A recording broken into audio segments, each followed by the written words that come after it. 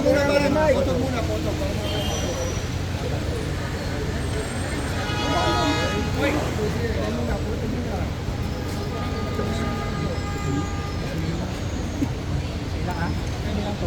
Lapit kami kanoy. Lapit pa sir. Lapit lang po ng konti daw, sir. Sa camera naman po. Baik, baba. Sir, dito sir.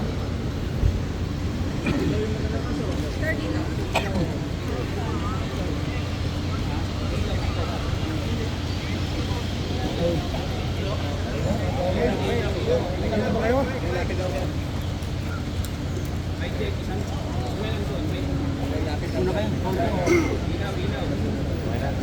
Okay na ba, guys?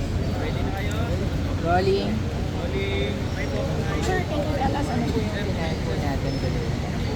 Ngayong araw po na to, ako po ay nag-file ng panibagong plunder case laban kay Rodrigo Duterte, Bongo, Admiral Integrad, ilang DND officials at iba pa. Ito ay ukol sa 16 billion frigate scam na kung saan nagmaniobra sina Duterte at Bongo para paboran ang isang private contractor. Napaka-importante nitong kaso na ito para maging ehemplo sa mga susunod na mga kontrata ng AP Modernization Program na dapat yung end user, yung branch of service ang masusunod.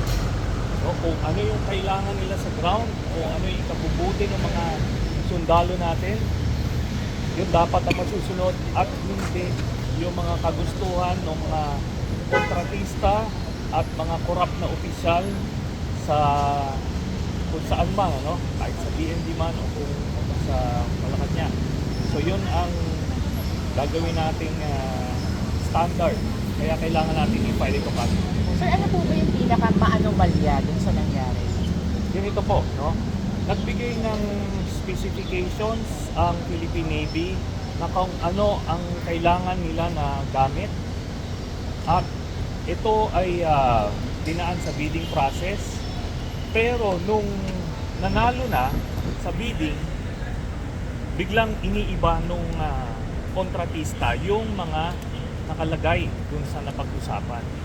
At dahil sa kanilang mga contacts, in this particular case, si Bongo at si Duterte, ay pinilipit nila yung kamay ng Philippine Navy para lunukin at tanggapin yung mga pabor dun sa private contractor.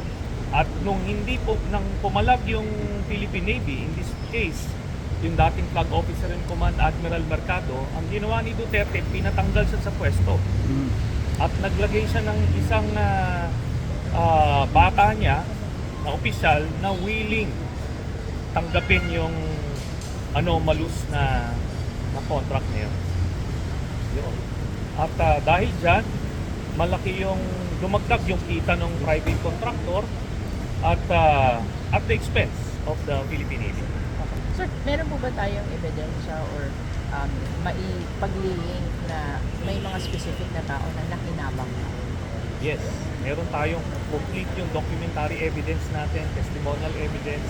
At ito nga, mismo si Duterte ang nagsabi na nang himasok siya dun sa kontrata na yan, sa SONA niya sinabi ito.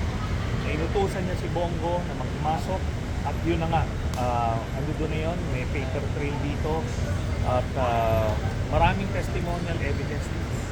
Ngayon, hindi lahat na isama doon sa kaso, may mga John Does, Jane Does doon.